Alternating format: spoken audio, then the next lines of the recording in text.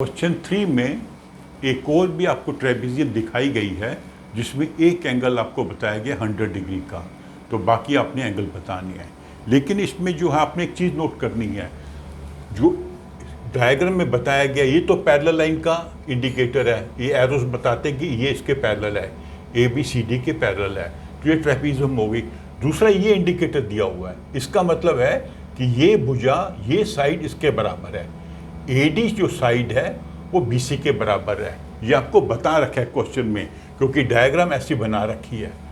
तो जिस ट्रेपेजियम में अपोजिट साइड्स इक्वल होती हैं उसे आइसोसेलेस ट्रेपेजियम कहते हैं, जैसे आइसोसेलेस ट्रायंगल होती है।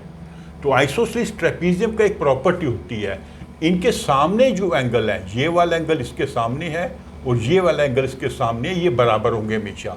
एंगल C और D हमेशा बराबर होंगे। तो ये वाली प्रॉपर्टी को आप यूज़ करके इस क्वेश्चन को सॉल्व कर सकते हो। क्या प्रॉपर्टी है कि ये एंगल इसके बराबर है। क्यों बराबर है?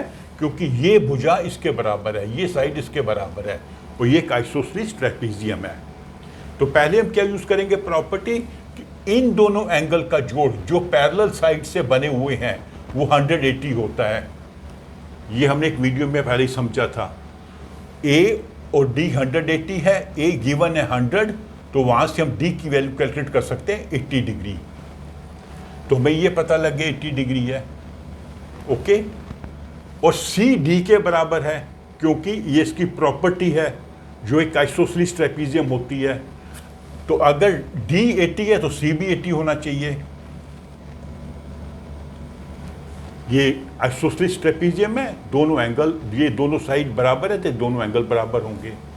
अब इन दोनों एंगल को लेते हैं जो पैरेलल साइड के से बने हुए हैं, B एंड C, इनका जोड़ भी 180 होगा। तो हमें C पता है, अभी हमने कैलकुलेट कर लिया, तो B की वैल्यू निकलती है 100, तो ये हो गया 100। तो अभी चारों को आप ऐड करोगे बनेगा 360, दैट मीन्स आपका आंसर करेक्ट है। तो इसमें आपने क्या याद रखना है कि अगर दो भुजाएं एक ट्रेपेजियम की इक्वल हैं, जैसा कि इस केस में दर्शाया गया है, AD और BC इक्वल हैं, तो उससे क्या निष्कर्ष निकलता है? एक प्रॉपर्टी है ट्रेपेजियम की कि एंगल C एंगल D के बराबर होगा। तो ये वाली प्रॉपर्टी यूज़ करके आप इस क्वेश्चन को सॉल्व कर सकते हैं।